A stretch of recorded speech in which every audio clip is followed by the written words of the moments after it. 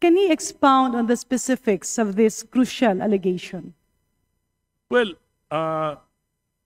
Mr. Speaker, distinguished colleague, kita naman natin yung mga sagot ni spokesperson Claire Castro. Kung naririnig po siya, kuminsan po, parang na-imagine ko, pag galit na galit sa akin yung asawa ko, ayaw ko na marinig yung mga susunod pang sasabihin. Sapagkat, bukod sa acerbic, nililigaw po at instead na magkaroon ng clarity sa mga tanong, ay ibinabalik lang po sa ibang mga issue. Kaya sa tingin ko Mr. po, Speaker, can we categorically ask the Honorable Erice what specific statement of the spokesperson is he referring to and is alleging to as palusot?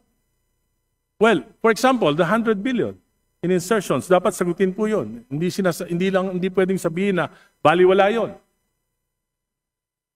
Yung 100 billion insertions, dapat po sagutin. Kasi po nakita ko yung listahan nun. For example, doon sa 100 billion in insertions, merong 1 billion for Philippine Coconut Authority. Na yung sa listahan ni Congressman Saldico. Wala namang problema doon. Kung nagbago ang isip ng Pangulo at kailangan niya maglagay sa Philippine Coconut Authority, wala namang masama doon. Kung basta hindi ghost project. Kung tayo nga sa Kongreso, nakakapag-palit tayo nakakapag-insert tayo, nakakapag-divert tayo, yung Pangulo pa kaya, budget niya yun, yung hindi pwede magpalit. In other words, Mr. Speaker, distinguished colleagues, ang sinasabi po ba ng ating kagalang-galang na kongresista ay yung mga ipinapasok na line item during the bicameral conference committee or the Committee on Appropriations of both houses are recommendations from the President? Yes. Mr. And Speaker, he can change his mind anytime. May you reiterate? Pasensya na po, medyo hindi po klaro yung last statement. You can check the? Yes, for example, as I have said earlier, Mr. Speaker, kung nagbago ang isip, because ang budget po ginagawa natin ang Executive Department January pa lang. So, bago po dumating sa atin yan, 8 months, 9 months, bago po yung approval, almost 9 months na. Maraming mga exigency ang serbisyo na pwedeng magbago ang isip ng Pangulo, na pwedeng siya mismo ang magrekomenda ng pagbabago ng budget. And Ang wala ibig pong masama sabihin- dyan. At for example nga, binibigyan ko na kayo ng specific example, at madaling malaman yan kung Pangulo nga o hindi ang nagpabago niyan.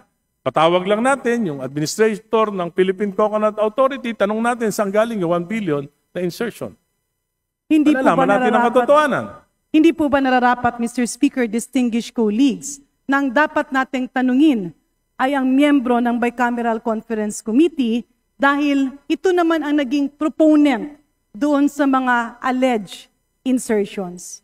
Ang sa akin lang, Mr. Speaker, distinguished colleagues, is orient me, my distinguished colleague, Honorable Erice, paano po ba ang nagiging sistema ng budget process? Kasi sa pagkakaintindi ko, ang budget call starts during the month of March, where all cabinets present, defend their budget. It reaches the cabinet sometime in April, and after that, it goes through the series of vetting, after which it is transmitted to the House, both houses, Congress and Senate, for deliberation after the State of the Nation address.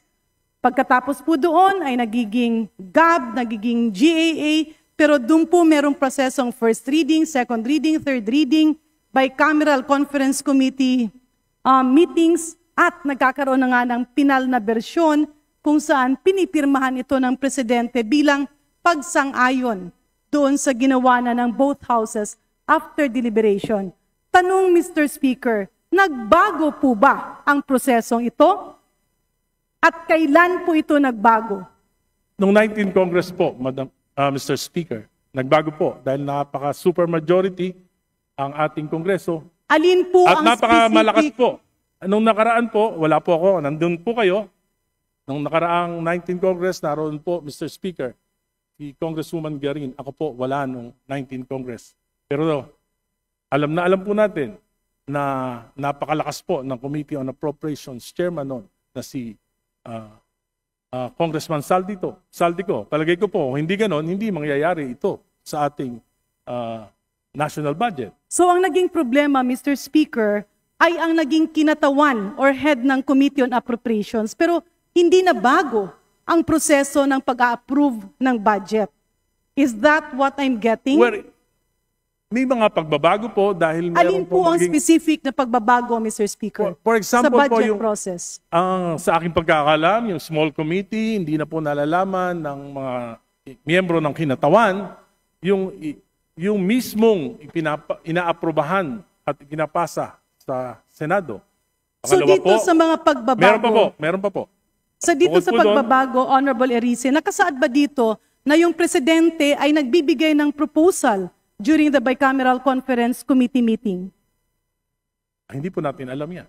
Sila lang po nakakaalam. And this is precisely my kaya nga po point. nagtatago na sila lahat. This is Lahat sila, wala na precisely rin my alam. point, Mr. Speaker, distinguished colleagues. Managot ang dapat managot.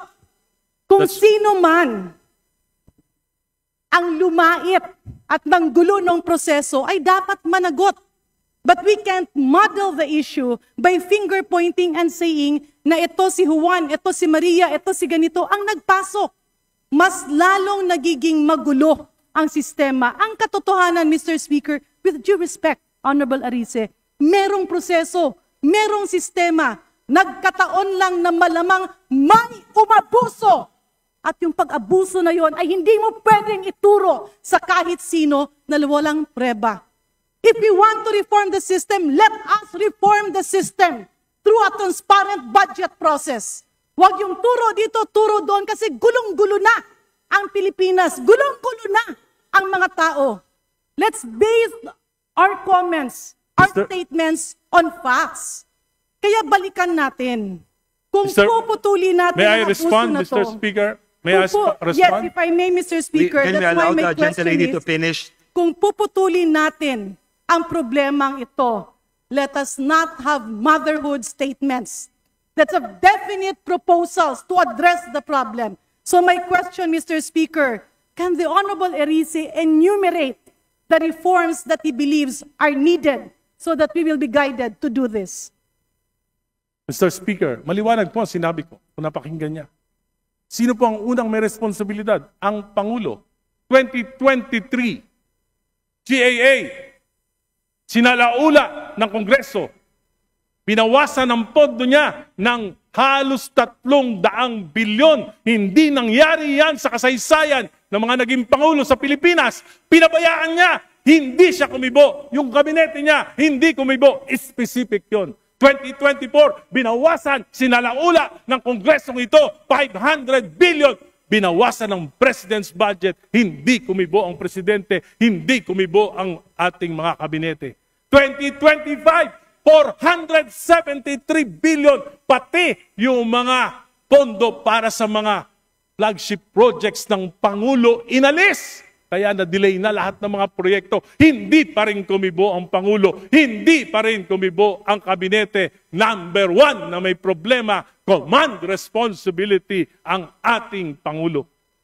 Very specific yan. Pangalawa, pinsan ng Presidente. Ang ating speaker noon, si Speaker Romualdez. Hindi ba sila nag-uusap? Mr. Speaker, distinguished colleagues. Pangatlo, Can we allow the gentleman to finish? Yes, please. Pangatlo, kitang-kita naman natin. Balitang-balita, dalawa lang nag-uusap sa pagbabago ng budget. Yung mga member ng BICAM, hindi alam. Sinabi ni Senate Finance Chief Grace po, pinirmahan niya lang pero hindi siya alam. Ang si Senate President Chis Escudero lang at si Chairman Saldico lang ang nag-usap. Regular ba yun? Hindi po regular yun. Maliwanag po yung mga sinasabi ko. Specific. Mr. Speaker, ulitin ko lang po. Ang reformang narinig ko sa ating kagalang-galang na kulig ay hindi sang-ayon dun sa aking ekspektasyon, if I may, pasensya na po. Kasi nga, ang tanong ko is, what are the specific reforms that we need? Unfortunately, what I am hearing are allegations, number one, binawasan ang mga budget. Number two, magpinsan ang presidente at ang speaker. Number three, nagpirmahan ay 2 tao lamang. Mr. Speaker, distinguished colleagues, andyan nga ang problema. Nakita ngayon ay hinahanapan ng solusyon. And if we are talking about reforms, the reforms should actually be on accountability, on transparency. Ano pang reforma? Number 1, transparent budget process. Number 2, napaka-imposible naman na pipirma ka ng mga bagay na hindi mo alam. Kasi ang pumipirma ng budget ay ang bicameral conference committee members. In other words, balikan natin. If we need reforms, babalik tayo, totoo ba na nahimik ang mga kabinete? Totoo ba na lahat ng budget ng kabinete, there are a lot of problems, and that is why we are in this series of investigations. But it will just add chaos. If we will take advantage of the situation and instead of demanding for genuine reforms, we twist the situation and talk about politics. In other words, Mr. Speaker, distinguished colleagues, tama naman. Natuldukan ito, hanapan ng solusyon, and push for genuine reforms. Pero kung ang naging mali ay merong bumaluktot sa mga bagay na hindi dapat baluktutin, yun ang dapat managot. But we cannot pull down our people and our government by not proceeding to concrete investigations that will really pinpoint the problem of all of this. Maraming salamat, Mr. Speaker, and of course, with due courtesy to Congressman Erice, I am with you in calling for reforms. But if I may appeal, let us push for individual concrete reforms that Congress can perform.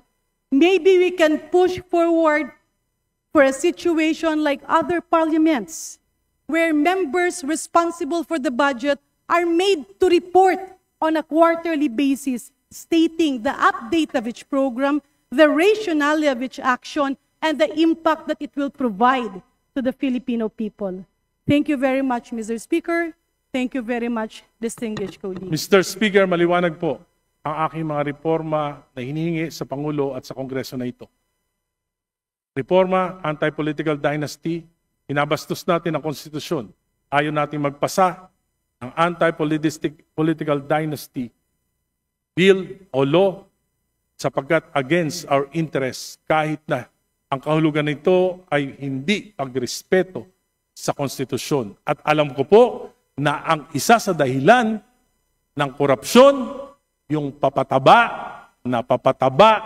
ng mga political dynasties. Pangalawa, alam ko po, balimbingan, walang prinsipyo, pagpalit ng partido kung saan makikinabang, yan po ang pangalawang dahilan ng korupsyon. Pangatlo, campaign finance reform, hindi naman po makatwira na yung paggastos, kaya po bumabawi sa korupsyon. Pang-apat, hinihingi natin, empower natin yung ICI para maimbestigahan yung korupsyon. Maliwanag po yung mga hinihingi ko na reforma. Kung sincere ang gobyerno, gagawin nila ito. Pero kung gusto business as usual, baka sakaling makalimutan ng tao, hindi gagalaw ang gobyerno. At ang hinihingi ko po, hindi extra-constitutional. Hindi ko pinagre-resign si BBM. Ang sinasabi ko po, within the framework of the Constitution, we should initiate reform para naman sa bayan, wag naman para sa sarili na lamang. Salamat po.